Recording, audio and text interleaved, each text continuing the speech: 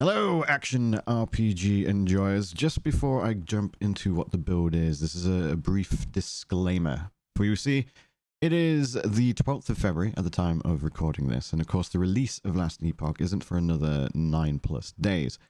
So this is a concept build, technically. It is a theory crafting build. I haven't actually been able to play it. I have had a couple of questions bounced off my boy McFluffin, just to confirm a couple of things. And I am very confident that this build is going to be exceptionally good, especially since it's somewhat based on a build that I already play. That is quite good. So just want to let you know, if you do like the sound of the build, do consider maybe subscribing, because I will be making a full-blown actual build video post-release, once I've actually tweaked things, played around with things, and gotten a proper feel for how the build actually is. So I just want to get that out of the way. Let's move on to the actual guide now, shall we?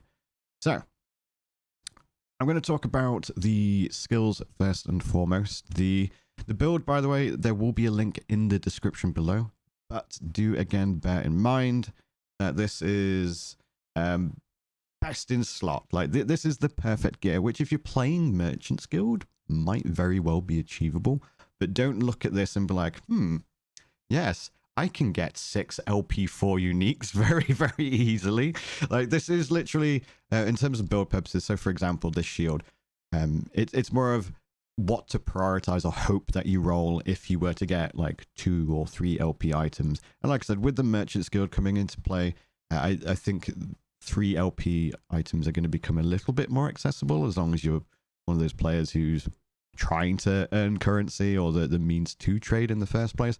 But yeah, don't expect to get the perfect build and all these stats to be what you're actually going to achieve. This is 100% best in slot, set to maximum, for example, by default, all that shenanigans.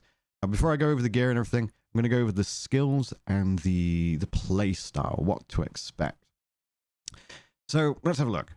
You have probably immediately noticed, especially if you are somewhat experienced with Last Epoch, that all of these abilities that we've specialized into are attacks.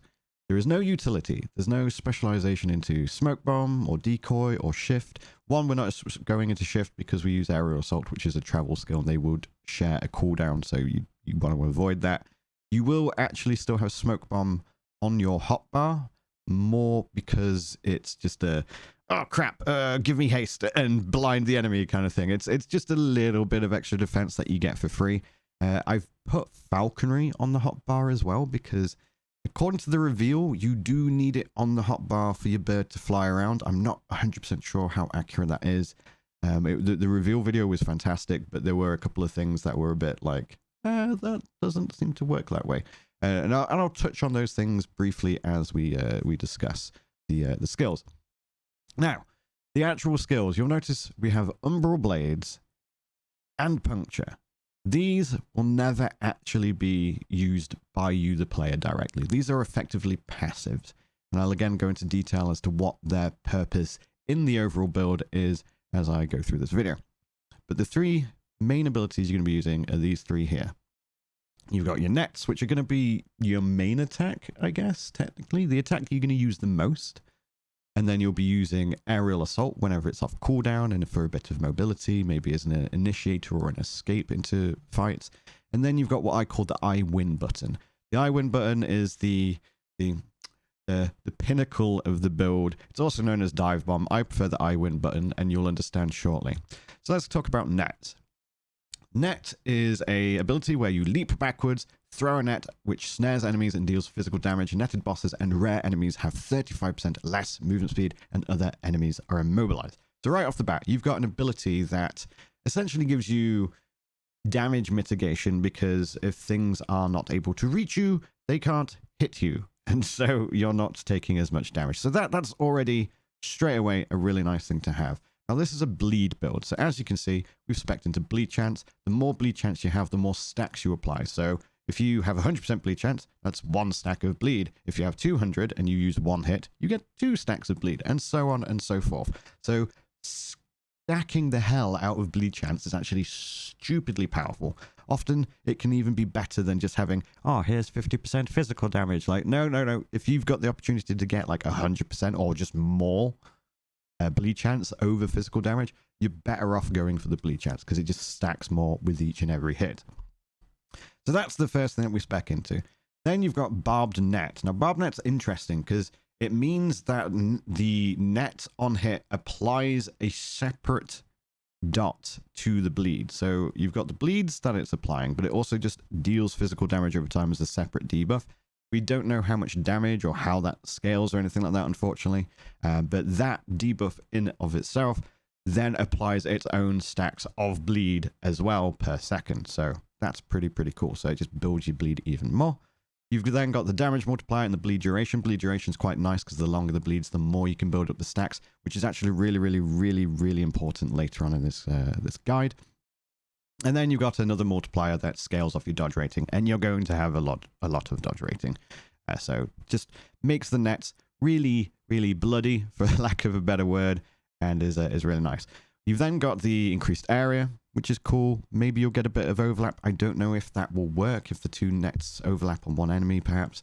If that has any impact, I don't think it does, but if it does, then, you know, cool, free damage. Cannot be dodged. It means that it's more likely to hit, therefore technically more damage on the actual hits of the net, not of the bleeds. The bleeds will just apply anyway. And then you've got exposed bait. Falcon damage to netted enemies plus 40% multiplicative with other modifiers. This is a big deal later on. Now, what really makes nets powerful is these 4 nodes over here. So you get rid of the backflip. Okay, kind of sucks that you lose a bit of mobility, but I think you're going to get over it because you then turn the nets into a net trap. Net now throws a trap that releases a net at a nearby enemy when it triggers. You can have a maximum of 6 net traps active at once, and they last up to 30 seconds. If you throw an additional trap, it basically despawns the previous one, if you've hit the 6 trap cap. I've watched the max roll videos where they actually showcase the skills a bit more in detail, and the traps trigger really quickly, and so does the next bit, which is the puncture. I'll come to that in a moment. You also want to spec into this. Traps on their own are 6 mana, an additional 5 mana to throw 3 traps in total with 1 click. I'm very much okay with that, so definitely spec into that. In the space of a second, depending on your throw speed, you've already thrown your 6 traps, which then do the puncture. So net traps now also use puncture for when they are triggered. This will use the melee or bow version of the puncture depending on your equipped weapons. In this case, we'll be using melee. This consumes mana equal to a portion of puncture's mana cost. The way we spec into puncture doesn't increase or add any cost, so it's free, so you don't have to worry about that either. So what you've got is 6 traps that you throw at the enemy. Imagine a boss encounter, the corpse dragon, let's say. You throw the traps apply bleeds, then the punctures will subsequently apply bleeds. So you're just constantly bleeding the enemy. So let's have a look at puncture. Puncture inherently has a 30% chance to apply bleed already. We then spec into giving it more bleed chance for the reasons that I explained earlier.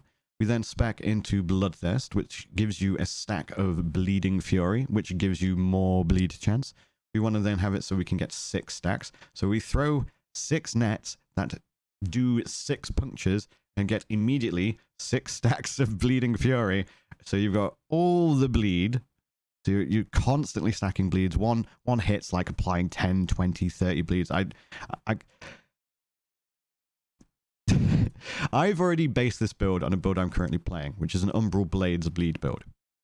Now, a lot of people when they play Umbral Blades, they play the Spinny Blade Storm version. I like to go off the beaten path, you know? I like to make non-meta builds and meme builds. So I've gone with the Umbral Blades, where you're just throwing so many of the blades. You're just constantly throwing them.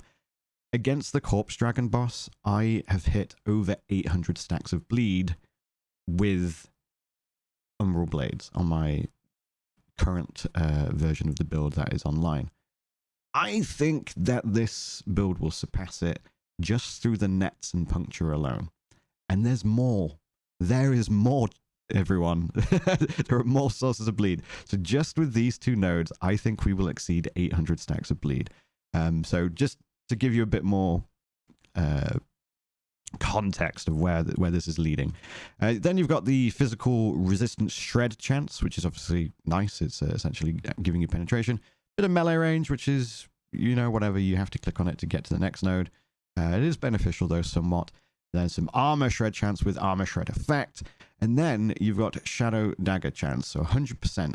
So this means that those 6 punctures that are coming from your 6 nets are automatically adding the shadow dagger's debuff 6 times. And if it hits 4 times, it will do the stabby stab.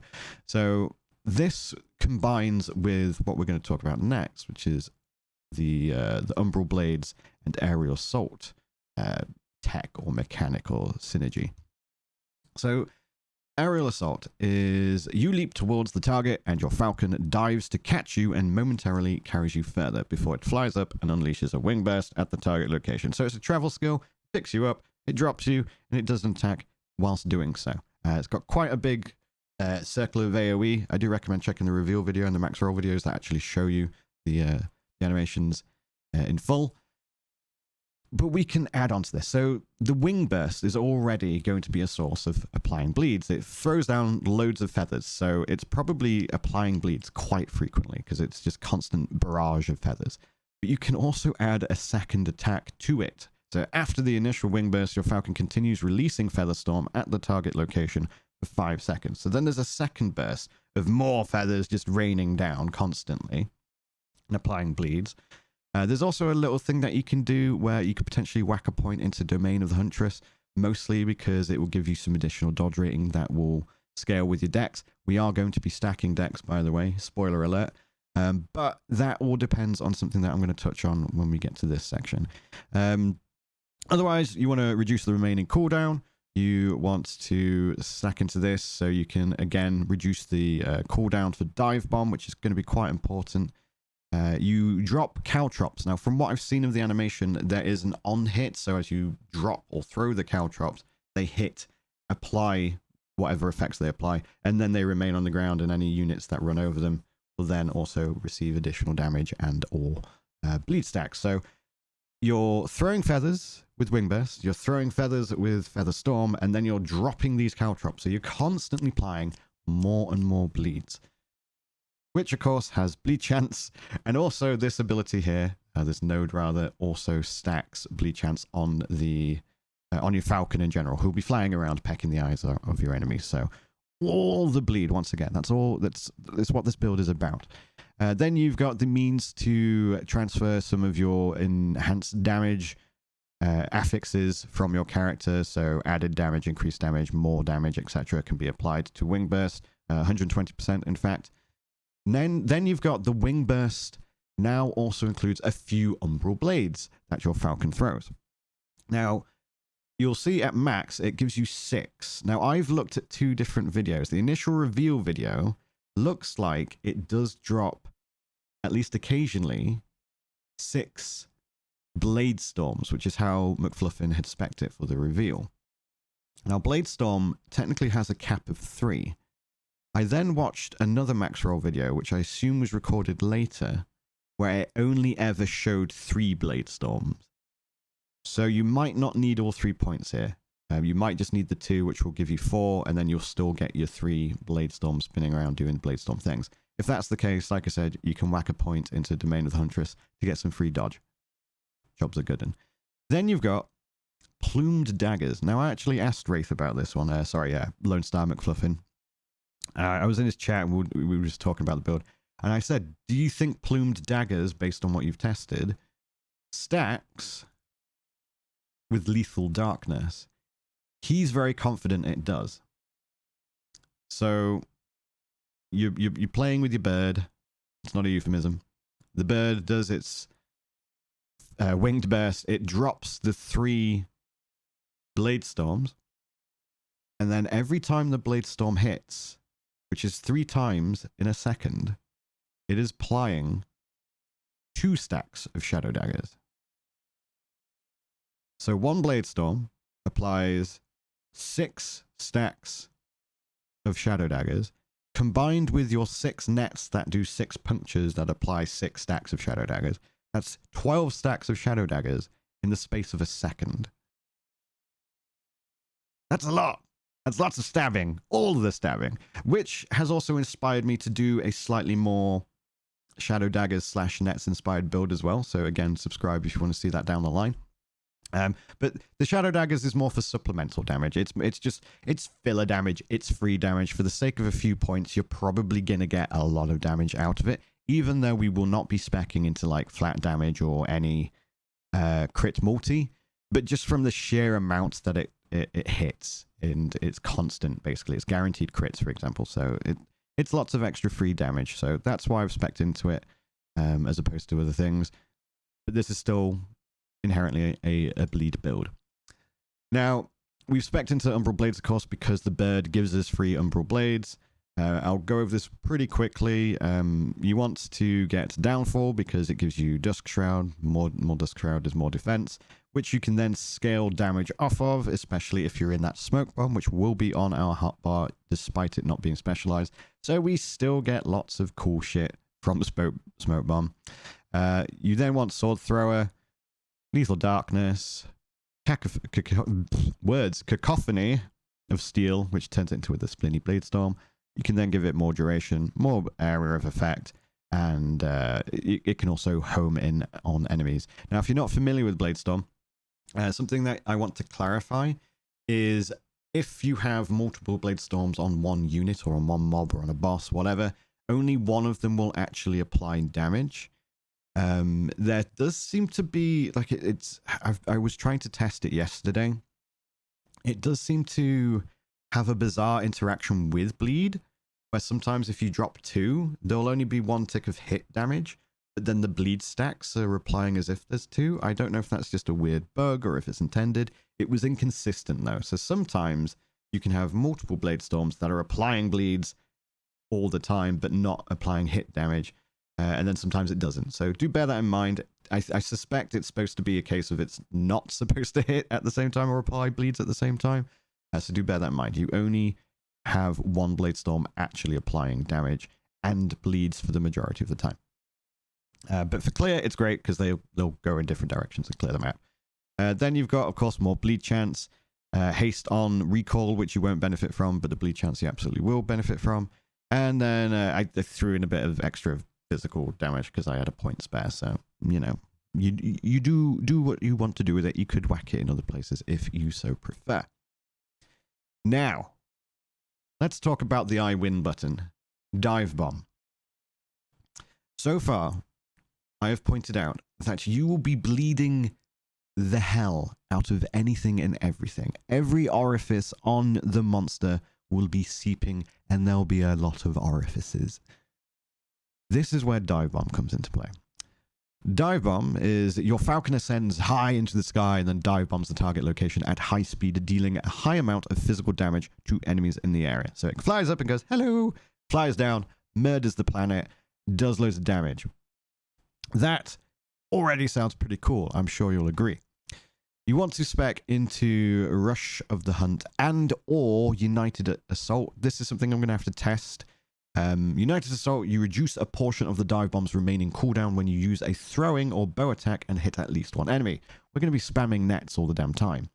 So it will effectively be reducing the cooldown all of the time, I think. There may be some kind of internal cooldown that I'm not aware of.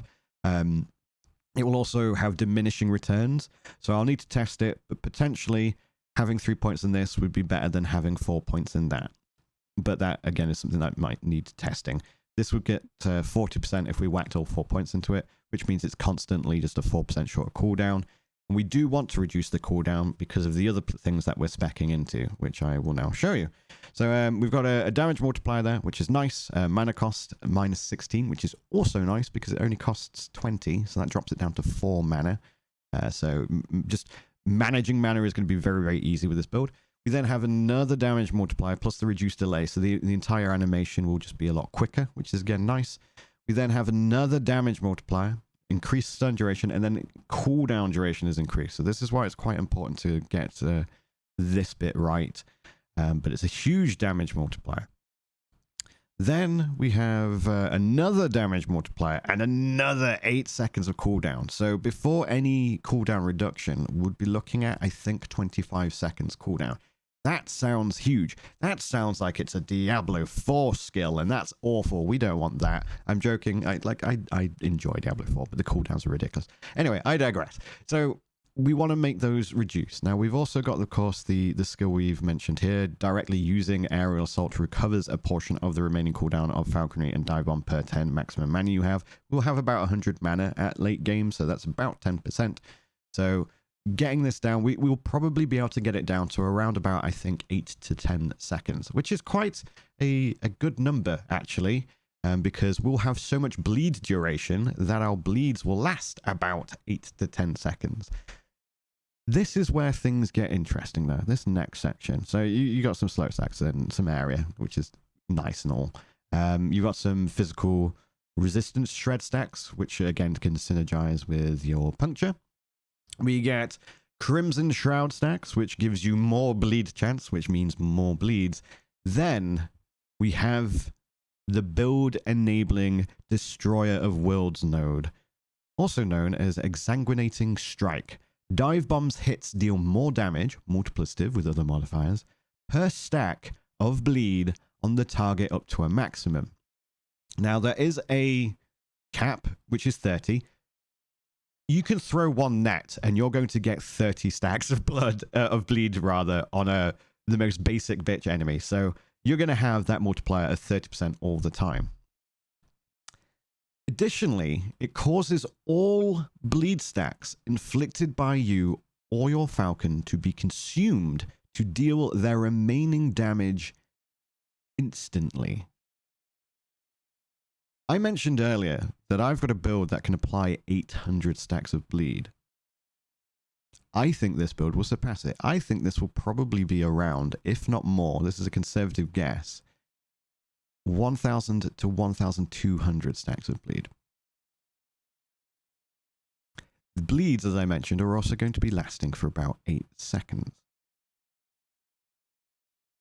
If you were to do Dive Bomb on the best in slot build, the bleeds do 709 damage per bleed. With all the multipliers, you're looking at probably 2 to 3 million damage just from the bleeds being consumed. Because you've got to bear in mind, you've got all these multipliers as well. So you've got the physical hit of the Dive Bomb, you've got the bleeds being consumed, and then you've got the modifiers that we're stacking up as well. So in the first 8 seconds of combat, you've applied all the bleeds. If somehow the mob or the boss or whatever you're fighting is still alive, which in the vast majority of cases it won't be, because probably 100 bleeds will destroy most things anyway, you then go, okay, press the I win button and immediately deal millions of damage. Do you see where I'm going with this?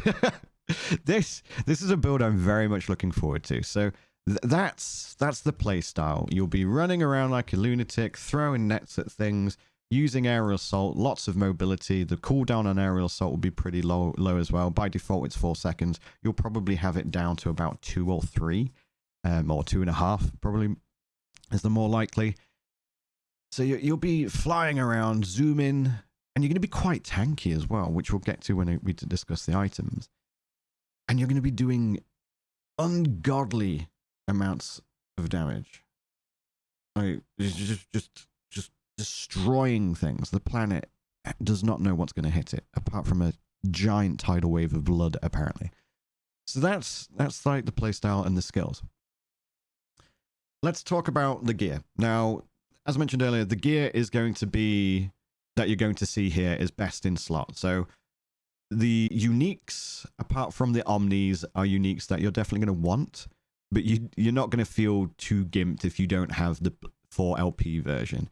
Like LP1, LP2, LP3, LP4. You can build up to it, utilize the Merchant's Guild. I think you'll probably be better off with the Merchant's Guild in terms of loot over the Circle of Fortune, but if you do like that style of play in the Circle of Fortune, this build will still be viable. It just won't have... It will take, obviously, a considerably larger amount of time, or longer amount of time, to get to this point. But this isn't an expectation, it's more of a goal. So do bear that in mind. So most of the gear, as you probably can guess, is going to be increased bleed, increased physical. In this case, we're going to add the 2 points of puncture, which is quite nice as well. Increased health, and a lot of your defenses are going to be from this. We also want the cooldown recovery speed, of course, because of that dive bomb. We don't want it to be 25 seconds. We want to get it as low as possible. We've got the opal rings, likewise, that would be for the cooldown reduction, but also because the +1 to 2 to all attributes. Dex is going to be quite a big part of these builds. Also, just want to talk about the rings for a moment. You'll notice we've got throwing damage and the -3 mana cost. I'm not 100% sure if that's going to be necessary. It may well be that after testing, it turns out mana sustain is absolutely fine, and we can swap that out for something else, perhaps more damage, like fizz damage, for example, something to that effect. Likewise, for the throwing attack speed, we actually get quite a fair bit of throwing attack speed off just the passives and whatnot. It also depends on... You're going to want to get your throwing attack speed in line with the time it takes for the nets to not only be thrown, but to deploy the puncture. Because if you're throwing nets too fast, you're going to be despawning them before they actually get a chance to pop the puncture. So again, you might potentially remove the throwing attack speed from this ring in favor of just some fizz damage or maybe some other stat. It's entirely up to you. We're going to be using a dagger, mostly for the umbral blades. Otherwise, you can also use the Nagisa scimitar. I forget the name of it. The one that's got bleed damage on it and it's implicit. Otherwise, the damage on the weapon is completely irrelevant because it's all thrown damage and scaling off bleed anyway. So the crit chance is also irrelevant, but big fat chunk of physical damage. So obviously, if you were to get an obsidian dagger, try and get as high as an implicit on the physical damage as you can. Then you got increased damage over time. Physical chance to bleed is our main stat. Bit of shred. I've also put a bit of chill as the sealed affix. So again, this is not something that you absolutely need, but it's a nice to have. And the reason for that is because chill applies a debuff that slows not only movement speed like slow does, but also attack and cast speed. So if they're not attacking or casting spells as often, you're not getting as damaged as often. So chill basically works as a damage mitigator. So having just a T1 on your weapon is just going to be, nice to have. So do consider it. Then, of course, we've got the armor. This one, for the base type, it probably doesn't matter too much. I've gone for the endurance because I just want to be somewhat tanky. Then, of course, you've got increased damage while wielding a dagger. You want to try and get the dex to T7 because everything scales off dex. All of your abilities scale off dex. There are then other things that are scaling off dex from the passive tree, which includes giving you more armor. Just do all the dex. And dex also gives you dodge, which is more defense. So just get all the dex.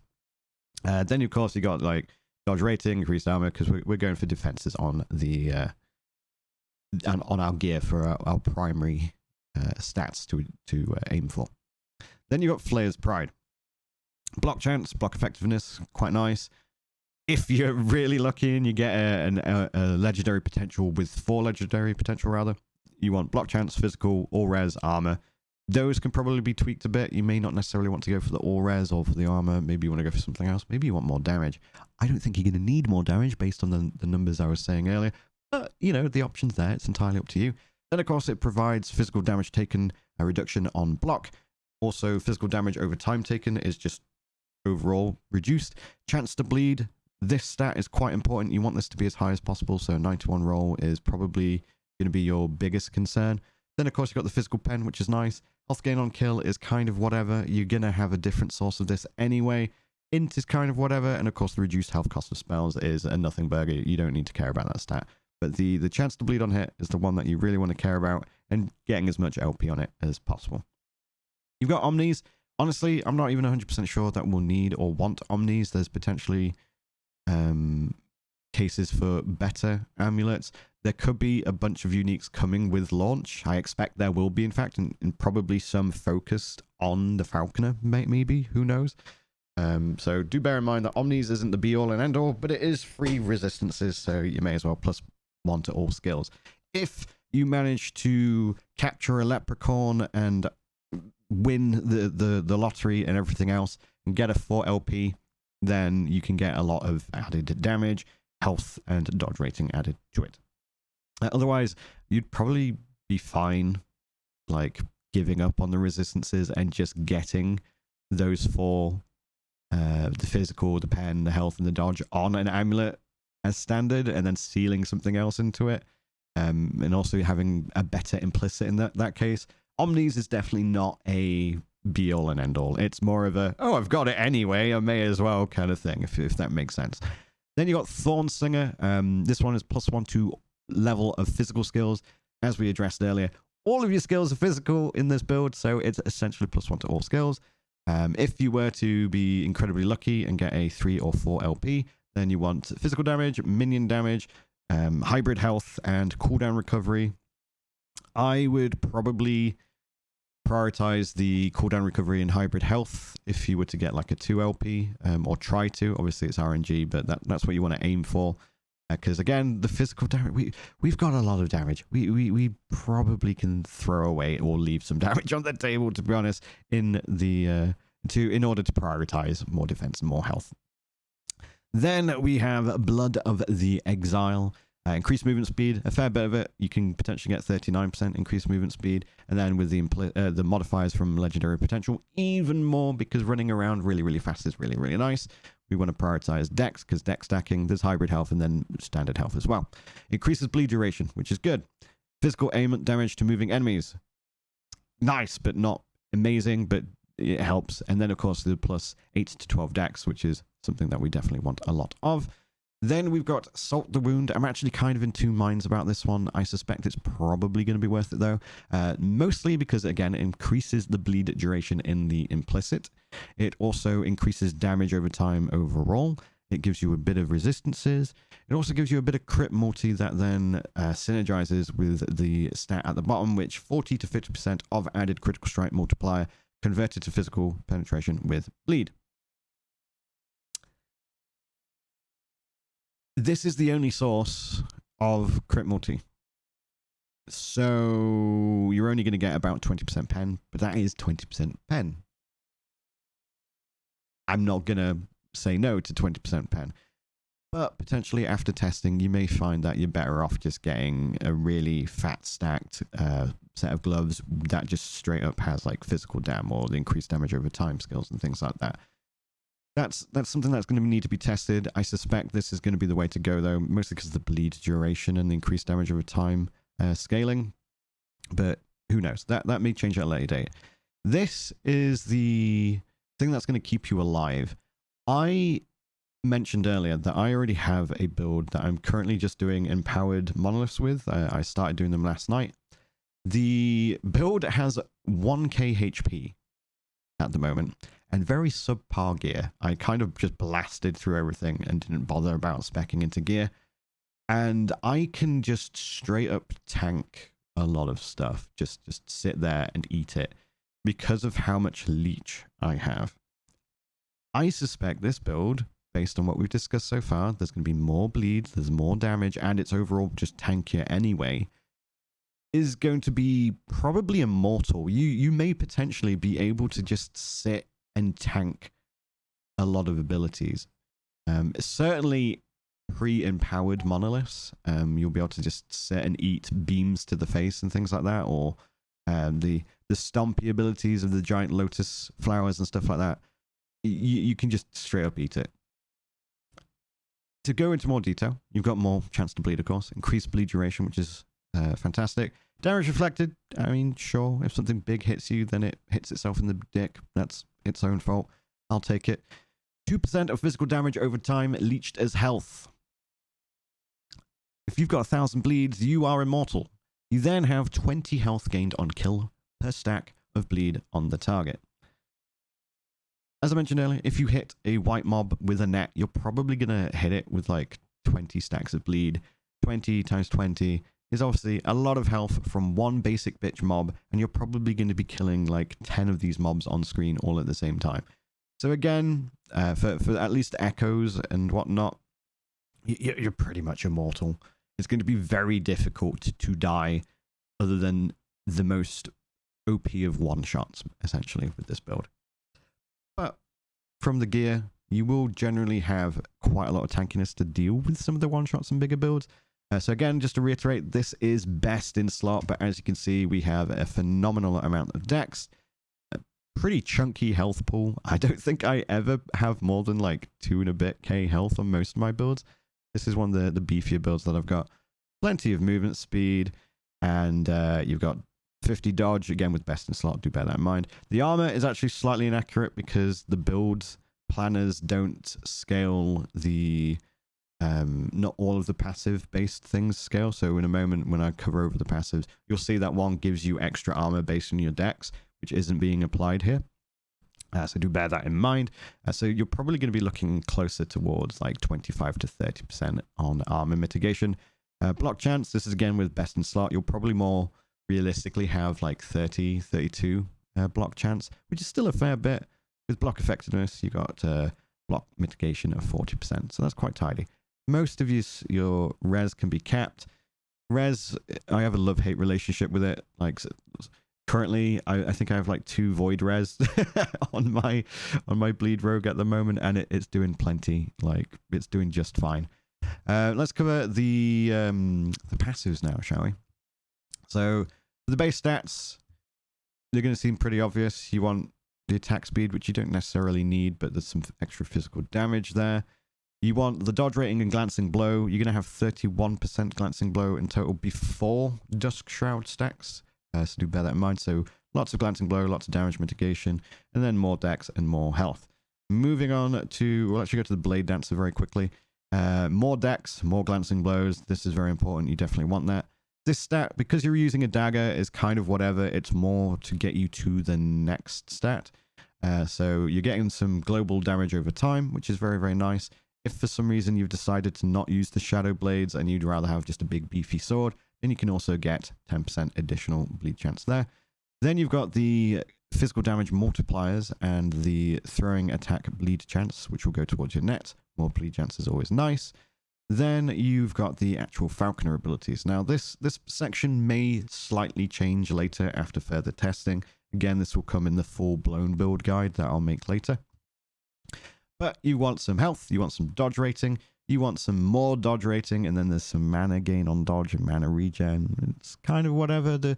It's nice. You definitely won't need a lot of mana regen. I think we're on 9 mana regen, which will hopefully cover pretty much all your abilities immediately. We've got some more dodge rating, and then the maximum health gained as endurance threshold, which is really, really nice. I think the endurance threshold is 55% with the best in slot gear. And you have, I think it's about 1,200. Let's quickly double check. What was it? Yeah, 1,200 for the actual threshold. So yeah, I'm all about that. Anyway, back to passives. So that's a really good note. More dex, all the dex, plus more throwing damage per 4 dex for the Falcon. We've got a lot of dex, so that's a lot of additional damage.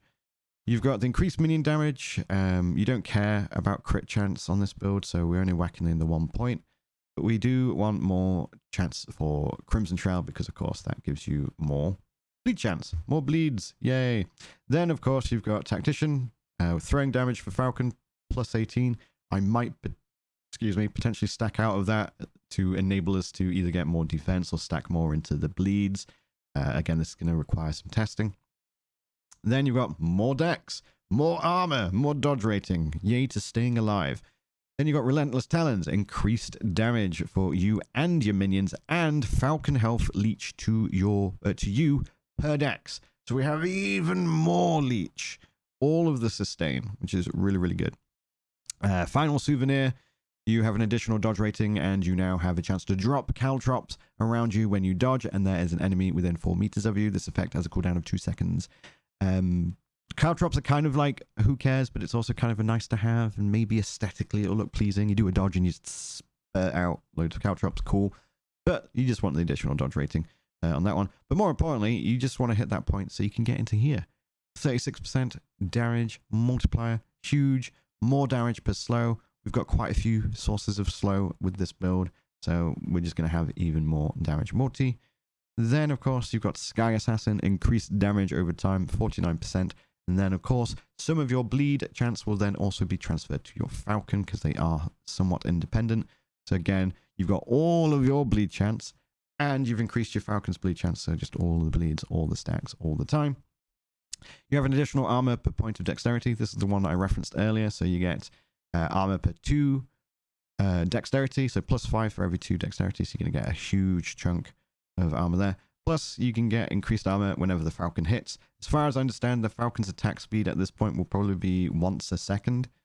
And you're constantly spamming aerial assault, which is also then doing an attack that persists after the aerial assault. So you should effectively have 100% uptime on the increased armor on the Falcon hit. Likewise, for Tailwind, you get -6% damage taken while moving. You get +6% movement speed. You get +6% dodge rating. And if the Falcon has hit something, then that is all doubled. So again, you should effectively have a 100% uptime on that. That, ladies and gentlemen, is the Bloody Bird build. I think that might be the name. It's in testing. I'm thinking about it. Okay, don't judge me. I want to come up with a name that isn't just Bleed Falconer. But this is the build. Oh, I'll quickly show you the idols as well, by the way. Increased health, increased physical damage over time. Pretty obvious. And then lots of chance to bleed on hit and physical damage. If necessary, you could probably also get some health if you feel like you need it, especially whilst leveling. But otherwise, that's it. That's the concept. If you like the sound of it, subscribe. Because when I do the full video, I'll be talking about how you're going to level it and stuff like that as well. And what order to prioritize things in. But I'm looking forward to playing this build. The Falconer in particular is probably going to be the first minion build I've played since Blow Dart Witch Doctor in Diablo 3. So I'm very much looking forward to it. It's already inspired a number of builds like the Umbral Blades, Shadow Daggers build that I was talking about earlier, and doubling down on that. But I'm going to go with Bleed first as my launch starter, my cycle starter, and then we'll take it from there. If you like the video, do please give it a like. It helps the algorithm gods.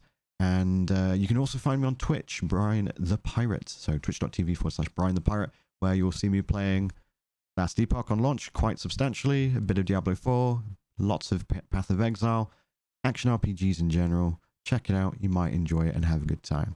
But that's going to be it from me. Farewell. I'll remember you.